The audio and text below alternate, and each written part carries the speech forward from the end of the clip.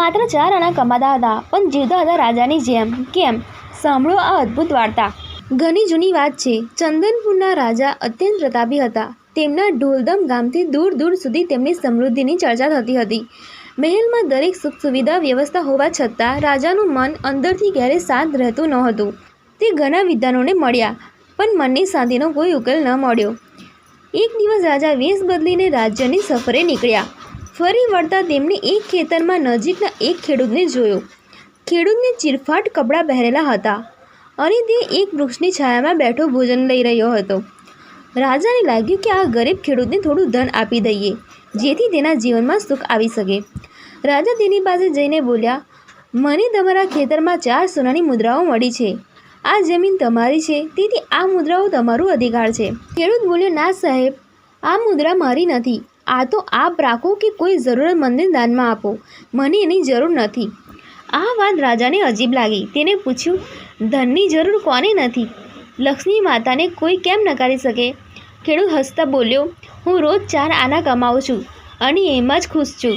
રાજાએ આશ્ચર્યથી પૂછ્યું, તમે માત્ર 4 આના કમાઓ છો અને એમાં ખુશ રહો છો? એ શક્ય કેવી રીતે છે? ખેડૂત બોલ્યો, સાહેબ, ખુશી એ તમારા ધન પર આધારિત નથી, પરંતુ તમે એ ધનનો ઉપયોગ કેવી રીતે કરો છો એના પર આધારિત છે. રાજાએ હાસ્યભાવથી પૂછ્યું, તો કહો છો કે એ 4 આનાનો કેવી રીતે ઉપયોગ કરો છો? ખેડૂત હળવી સ્મિત સાથે જવાબ આપ્યો, એક કૂવામાં નાખી દઉં છું, બીજાથી ઉધાર ચૂકવું છું, ત્રીજું ધિરાણ આપી દઉં છું અને ચોથું ધિરાણ માટીમાં ગાળી દઉં છું. આટલું કહીને ખેડૂત ત્યાંથી ચાલ્યો ગયો. રાજાએ એ વાતમાં અર્થ શોધી ન શક્યા. અગાઉના દિવસે રાજાએ આ ઘટના દરબારમાં જણાવી અને દરબારીઓને પૂછ્યું કે આનો અર્થ શું હશે. ઘણા તર્કો બાદ પણ સંતોષકારક જવાબ ન મળતા રાજાએ ખેડૂતને પથરાવવાની આજે ફરમાવ્યું. પછીથી ખેડૂત દરબારમાં આવ્યો. રાજાએ પોતાની ઓળખ આપી અને સન્માનથી બેઠાડ્યો. રાજા પૂછે છે, મને તે 4 આના વિશે કહો. ખેડૂત ઉત્તર આપે છે, હુઝુર, મેં જેમ કહ્યું, એક આના હું કૂવામાં નાખું છું એટલે પરિવારમાં ભરણ પોષણમાં ખર્ચું છું.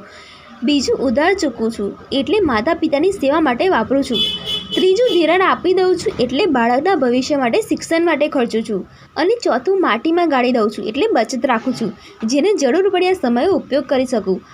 આ સાંભળી રાજાને સાચો અર્થ સમજાઈ ગયો. તેમણે સમજાવ્યું કે સાચી ખુશી કમાણીમાં નહીં, પરંતુ તેનું વિતરણ કેવી રીતે થાય છે તેમાં છે. વાર્તામાંથી શીખ, પૈસા આજે ઘણા લોકો પાસે હોય છે, પણ સંતોષ નથી, કારણ કે પૈસાની સાચી વ્યવસ્થા કરવી આવડતી નથી. જીવનમાં સંતુલન અને સમજૂતી હોય તો ઓછામાં પણ સુખી રહી શકાય છે.